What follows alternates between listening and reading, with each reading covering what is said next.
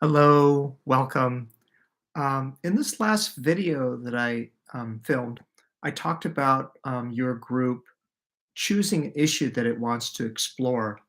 And in this talk, I'd like to explore a basic way how to begin exploring that issue and processing that issue.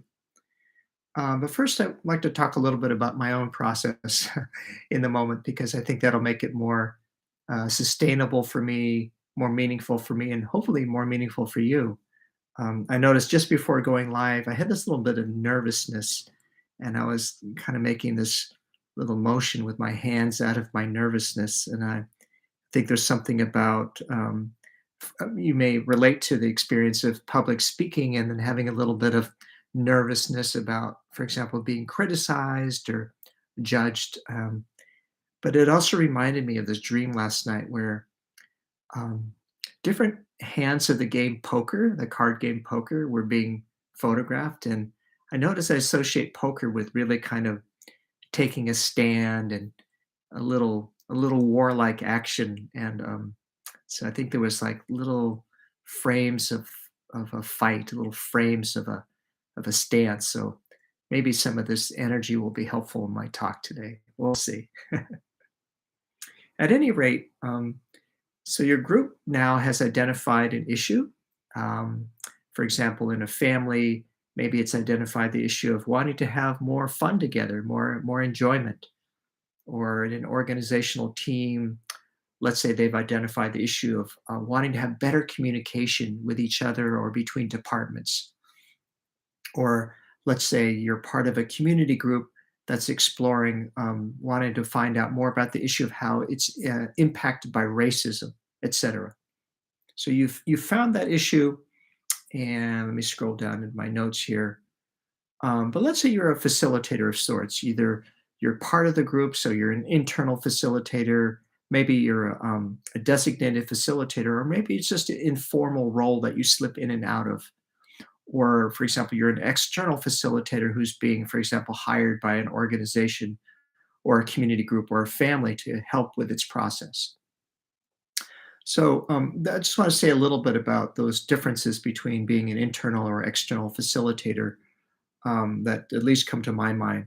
And some of the main considerations for me are one's interest and goals as that internal or external person, your relative power, or what we call in process work rank, and then the relationship to the group itself.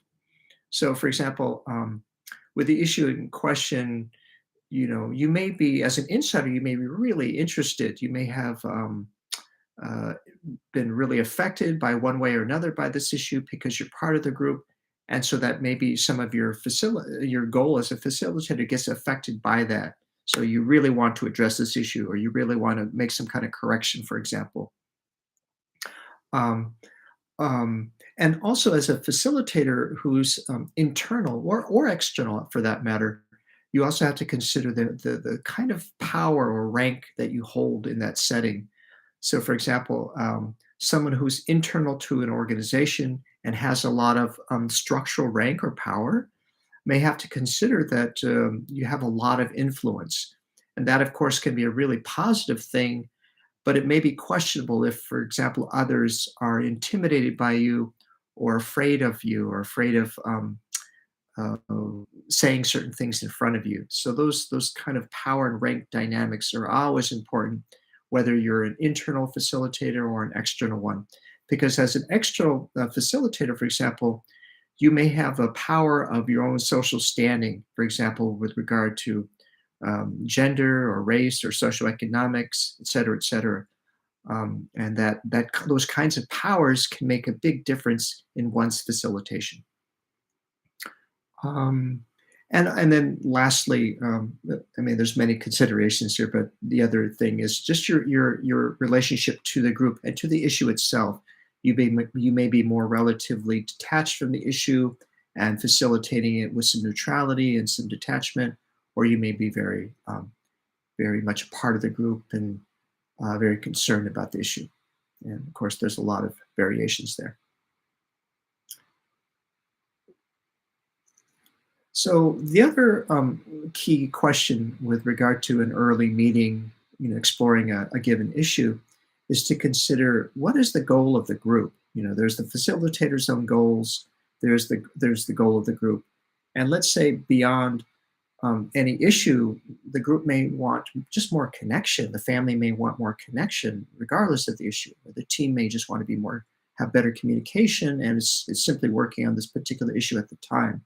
So it's good to know about those issues so that the structure, the process of the given group, is such that it will align with that goal to make it more likely that that goal will happen.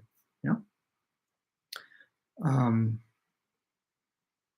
so, for example, in the case with a group that has the goal of simply wanting to learn more about the issue, yes, we decided upon this issue, and actually, we don't really know that much about it yet. So, with that kind of goal, you may consider a kind of process and structure that can really help with that information gathering process. And then I touched upon the issue of safety in a prior talk, and that may be a precondition, or there may be a precondition of safety or lack of safety that needs to be met or addressed ahead of time.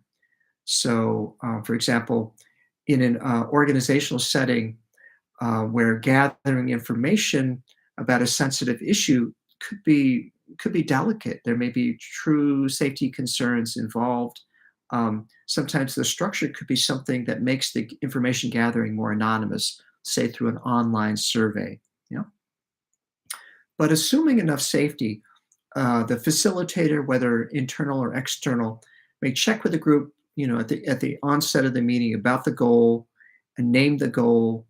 For example, learning more about the issue, and then invite people into a structure where they can speak their minds and begin to find out the different perspectives that people hold and gather that information so people can learn more about this issue.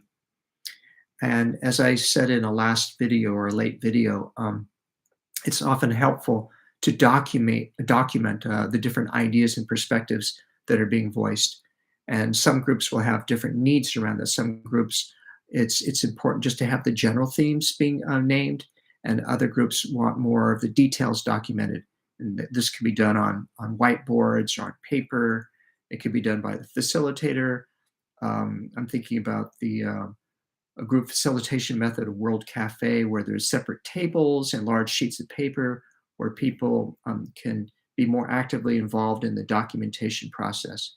Because sometimes the group wants to refer back to the meeting, to the information shared, and to store it and keep it as a way to hold the process and the information gathered. So, with the goal of learning more about a given issue in mind, creating time and space for people to speak their minds is often just simply a really valuable step. Um, Maybe it's an issue that people haven't, felt safe enough to explore, or they've been shy to talk about it. So, having that opportunity to get their ideas out on the table, just in and of itself, can be really, really vital. Um, let's see. I'm just looking at my notes here. So, at the close of such a meeting, then I'll just say a little bit about the close, and then I'll go back into the group itself.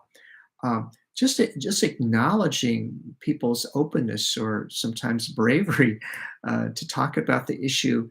Thanking people, and then also could be helpful to invite or to suggest next steps. Well, we've gained this further understanding, or we've gained this further information about the issue in question, and let's take a few minutes now to talk about next steps, because people may have or may need concrete next steps to feel like the meeting was meaningful. So one important issue that arises in groups of all sorts, whether family, organizational, communal, is where information is shared that people didn't generally know about, or leadership didn't generally know about, and sometimes that gets voiced. And for example, a group that's exploring diversity issues within an organization may find that some members name retaliation or repercussions for voicing their complaints around a given diversity issue, say around gender or race, et cetera, et cetera. And this can take group members or leaders by surprise and could be even upsetting for people. So this is kind of a delicate moment and sometimes a tricky moment for the facilitator, particularly for an outside facilitator to deal with, because you may have to make an assessment whether the group has the capacity to deal with this hot information, this surprising information. Because sometimes what may make it a more sustainable process is to just to pause, acknowledge that something really important and something that's surprising or even upsetting for some people has been named. And the facilitator may want to suggest that um, this issue that gets named, for example, retaliation, gets followed up. But in the moment, it looks like it's having such an effect that, for example, the facilitator may recommend that we hold this issue in importance, but that the facilitator, for example, might suggest meeting with the different groups involved to try to prepare them to be able to talk about something that's really charged, potentially upsetting, controversial, and important. Yeah. And on the other hand, a group, for example, that has had a lot of experience talking about its own issues may have the capacity to say, oh, well, there's retaliation here. Yes, let's get into it. We didn't know that, or some of us didn't know that. Let's process it. So capacity of a given group is a huge question. And hopefully these kinds of group meetings can help the family, can help the team, can help the community build its own capacity. So one process term that I just want to briefly name here is the hotspot, where a bit of information is offered either in its content or in the way of delivery that's either very intense or escalates something in a way. And that's where the information and the process, information sharing may start to become a process, for example, a point of tension or conflict. But I want to make kind of a somewhat artificial differentiation between information, which I'm talking about information gathering meetings in this talk, and more process oriented things that I'm going to talk about in future talks.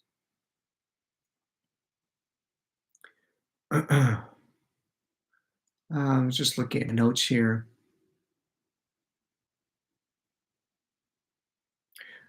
So, so yeah, let me just kind of preface the future talks. So, in the process of information gathering, great, people may start to learn more about the issue. Um, they may see that there's different perspectives, sometimes even clashing perspectives or polarized perspectives that need more investigation, need more process. And with the whole process of people speaking their minds about a given issue, there can be reactions, there can be hurts, there can be misunderstanding, and all those kind of process oriented things I'm going to address in a future meeting. But for now, let me just summarize by saying that yes, for example, with your given group, you've identified an issue that it wants to explore, and then you as a facilitator may consider your own position, your own goals, your own perspective, your own power, and then help at one basic level, help the group try to realize its goal relative to the issue. For example, gathering information, gathering different perspectives so the group can find out more about the issue at that level. And then next are the different processes that may be involved. But I'll say that's enough for now. Thanks for listening. Bye for now.